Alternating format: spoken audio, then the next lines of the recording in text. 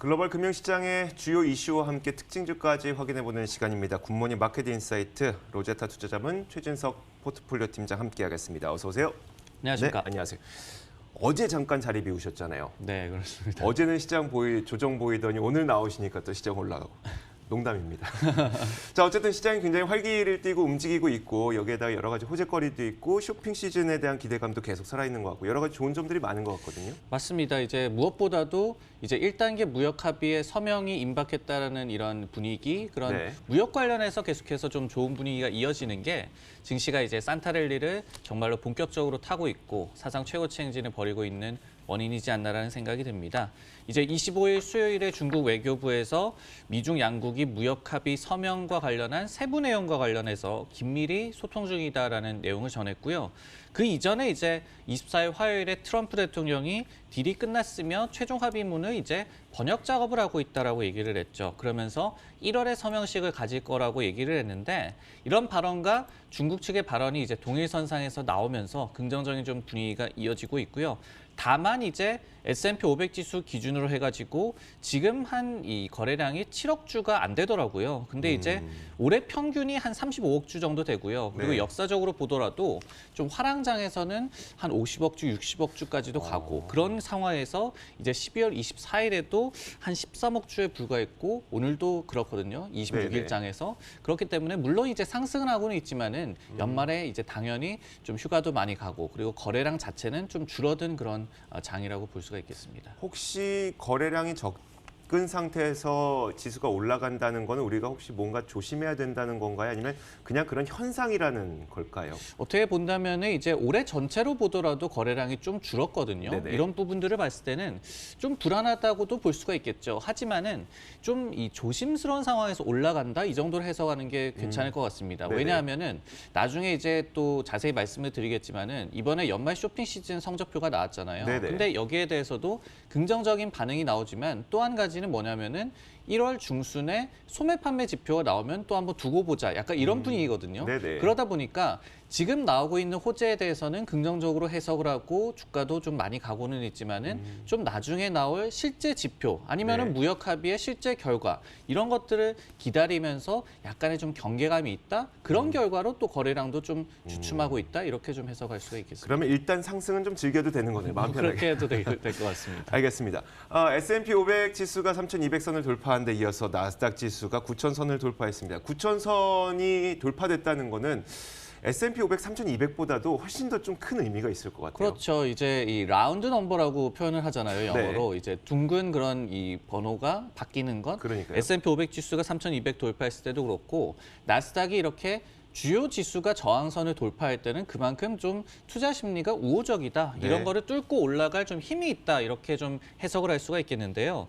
실제로 이제 시기적으로 보더라도 오늘 이제 지금 진행되고 있는 미국장이 현지 시간으로 12월 26일장이죠. 근데 이제 12월 26일이 S&P 500 지수 기준으로 1945년 이후 상승 확률이 78%로 11월 24일 그리고 8월 17일을 제치고 최고의 거래일이라고 합니다. 상승 확률이 가장 높은 거래일이라고 네. 하거든요. 그리고 이제 상승률도 0.37% 평균이 나오면서 10월 20일 그리고 10월 28일에 0.44%로 가장 높다고 하는데 이것과 11월 24일 외에 이제 4위권이라고 얘기를 하고 있고 이렇게 좀 계절적인 호기가 겹치고 있고 그리고 무역 합의 관련해서도 긍정적인 분위기가 이어지고 있기 때문에 나스닥이 이제 9,000선 저항선까지 돌파했다 이렇게 해석할 수가 있겠고요.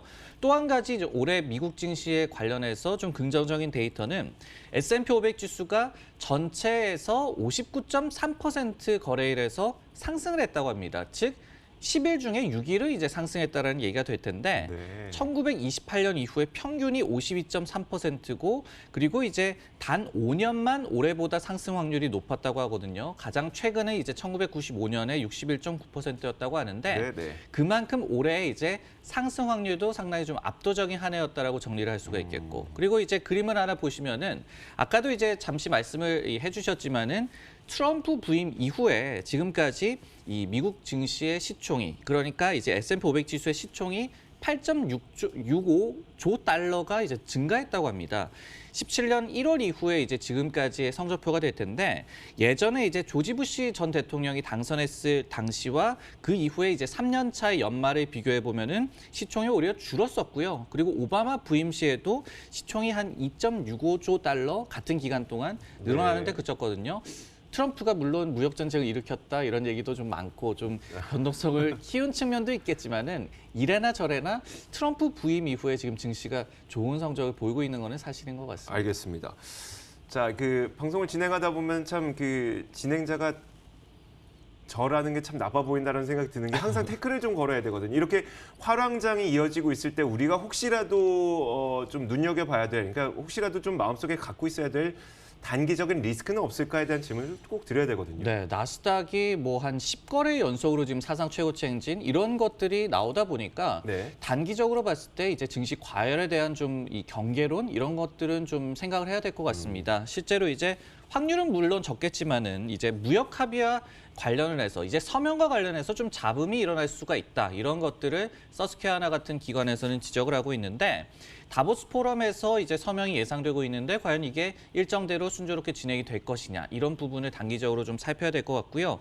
그리고 이제 하이힐드 채권 가격이 최근에 좀 하락으로 돌변할 것 같은 그런 움직임을 좀 보여주고 있죠. 네. 주식과 하이힐드 채권은 동일 성격의 좀 위험 자산이라고 볼 수가 있기 때문에 또 적지 않은 전문가들이 이 두 자산이 좀 연동을 한다 이런 얘기를 합니다. 그렇기 네. 때문에 하이힐드 채권 가격이 좀 하락세를 돌변을 했을 때 주식도 따라갈 것이다 이런 얘기들이 조금씩 나오고 있고요. 이외에도 이제 빅스 지수, 시장의 변동성 지수가 현재 13에도 하회를 하면서 상당히 좀 낮게 유지가 되고 있는데 네. 이것에 상승에 베팅하는 좀 이 베팅이 조금 늘어나고 있다. 이런 얘기들도 나오고 있기 때문에 당연하겠지만은 증시 과열론에 대한 그리고 그 과열에 대한 경계심으로 인한 단기 조정 가능성 이런 부분들은 좀 염두해야 할 그런 분석이고 또 해석이지 않나라는 생각이 드네요. 알겠습니다.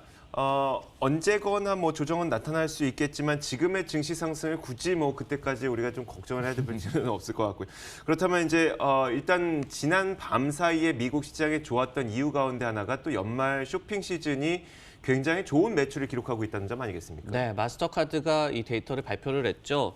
11월 1일에서 12월 24일까지를 집계를 했더니 소매 판매가 전년 대비 3.4% 증가를 했는데 미국 소매업 협회에서 당초 예상이 한 3.8%에서 4.2% 증가였죠. 이거는 이제 12월 말까지를 감안을 한 것이기 때문에 네. 대체로 여기에 부합했다라고 보여지고 그리고 이 소매업협회의 작년 수치가 2.1% 증가였기 때문에 여기에 비한다면은 크게 개선됐다라고 볼 수도 있겠습니다. 특히 이제 올해 추수감사절이 11월 28일이었죠. 근데 전년에 11월 22일이었습니다. 이것과 대비해서 6일 늦었다. 즉 연말 쇼핑 시즌이 좀 늦게 시작했고 어떻게 보면은 좀 짧았다라고 볼 네, 수가 있겠는데 네. 이런 것들을 감안을 한다면은 이래나 저래나 굉장히 좀 긍정적인 지표였다고 또 증시가 해석을 한 것 같습니다. 그 소매업 협회라고 하는 쪽은 온라인 오프라인 상관없이 네, 무관하게 합산해서 이제 합산해서. 그 정도로 집계를 했었습니다. 자, 그런데 이번 연말 쇼핑 시즌에서는 다들 기대하고 있는 게 온라인 쇼핑이 꽤 크게 늘어나고 있는 것 같아라는 네. 거 아니겠습니까? 그렇습니다. 마스터카드의 이번 발표에서도 온라인 강세 추세가 굉장히 좀 유지가 됐죠. 네. 그런 부분이 특징적인 부분이라고 볼 수가 있겠는데 18.8% 증가를 했는데 이게 18년도에는 18.3% 증가였고 그리고 17년도에는 16.3% 증가였습니다. 이것과 대비를 해서 온라인 성장세가 더욱더 되고 있다고 볼 수가 있겠고요. 그리고 이제 전체 소매 판매에서 차지하는 비율도 14.6%로 이제 18년도에 13% 대비해서 더욱더 커졌습니다. 그래프를 보시면요. 다른 기관, 이마케터에서 조사한 바에 따르더라도 온라인 이 소매 판매 비중은 계속해서 늘어나고 있습니다. 2014년도에 8% 비중이었던 것이 2018년도에 12% 비중까지 올라가고 있는 모습. 이런 부분들이 비슷한 추세를 발견이 되고 있고 그리고 이번에 연말 쇼핑 시즌에도 그 지속된 그런 트렌드라고 볼 수가 있겠습니다. 자, 이처럼 쇼핑 시즌의 성적표가 지금까지 굉장히 좋은데 제가 또 이렇게 나쁜 질문을 해요. 혹시 우리가 좀 그 쇼핑 시즌과 관련해서 불안한 점을 좀 찾아본다면 어떤 게 있을까요? 좋은 점이 있으면 당연히 이제 불안한 점도 저희가 네네. 알아야지 나중에 좀 대응이 되겠죠. 굳이 이번에 쇼핑 시즌 이 실적에서도 이 불안한 점을 꼽자면은 성장세가 온라인을 빼면은 거의 없었다, 아니면 거의 역성장이었다, 이런 부분들을 좀 생각을 해볼 수가 있겠습니다. 실제로 이제 미국의 메이시스라든지 노스트롬이라든지 이런 주요 백화점에서의 연말 쇼핑 시즌 매출은 전년 대비해서 1.8% 오히려 줄었다고 하고요. 네. 근데 이들 기업의 어떤 온라인 이 몰에서의 매출은 또 6.9% 늘었다고 합니다. 양극화가 굉장히 심했다는 얘기가 되겠죠. 그리고 이제 추수감사절이 예년보다 좀 늦어진 것 역시도 이 소비자들이 온라인으로 더욱더 좀 많이 돌아간 그런 원인이다. 오프라인 매장까지 갈 시간이 좀 부족하다 보니까 그런 추세가 나타났겠죠. 결국은 이렇게 오프라인과 온라인 간의 양극화가 미국의 소비 심리 관련해서 약간의 좀 불안 요소라고 볼 수가 있겠고요. 1월 중순에 이제 12월 소매 판매가 발표가 되는데 이번에는 자동차 같은 이번 집계에 포함이 되지 않은 그런 세부 지표도 포함이 됩니다. 네. 그렇기 때문에 어떤 좀 더 큰 틀에서의 미국의 소비 경기에 대한 가늠을 좀 더 정확하게 해볼 수 있을 것 같습니다. 네, 알겠습니다. 자, 종목 한 가지 볼 텐데 이 종목으로 그 아마존을 들고 오셨는데요. 이게 바로 연결될 수밖에 없는 게 온라인 판매가 늘어나게 된다면 아마존은 또 온라인에 집중되어 있는 기업이다 보니까 이 소식이 들려오자마자 아마존이 급등했죠. 네, 그렇습니다. 오늘 한 4% 이상 네. 급등으로 최근 정말 오랜만에 좀 좋은 흐름이 그러니까요. 나타났는데 자체적으로도 이제 발표를 했습니다. 보도 자료를 내면서 이번 연말 쇼핑 시즌의 성적이 사상 최고였다라고 발표를 했고요. 그러면서 이제 전 세계적으로 수십억 개 제품이 주문이 됐고 그리고 아마존 자체 기기도 수천만 개를 이제 팔았다라고 발표를 했습니다. 그리고 또 특정 한 주를 지칭하지는 않았지만은 한 주에 500만 명 이상이 이제 프라임 서비스를 체험을 하거나 아니면은 가입을 했다고도 얘기를 했습니다. 그러면서 프라임 회원을 대상으로 하는 1일 또는 당일 배송 수요 역시도 전년 대비해서 약 한 4% 늘었다고 4배 정도 늘었다고 네네. 자체 발표도 또 했기 때문에 오늘 주가가 좀 큰 폭으로 좀 상승 반응을 했습니다. 그렇군요. 그렇다면 이제 아마존에 대한 월가의 투자 의견은 어떨까요? 최근 아마존은 상당히 좀 분위기가 사실 좋지 않았죠. 주가가 한 8월 초 이후에 한 5개월간 지금 정체하고 있거든요. 그러니까요. 사상 최고치 행진에서 상당히 좀 소외된 그런 형국이 나타나고 있는데 아마존은 매출은 여전히 잘 나오고 있습니다. 다만 이제 당일 배송 등에 따른 이제 비용 부담 이런 부분들이 이익 측면에서 시장이 좀 우려를 크게 하고 있고요. 여기에 어떤 클라우드 서비스 AWS의 성장률이 좀 둔화를 하고 있다.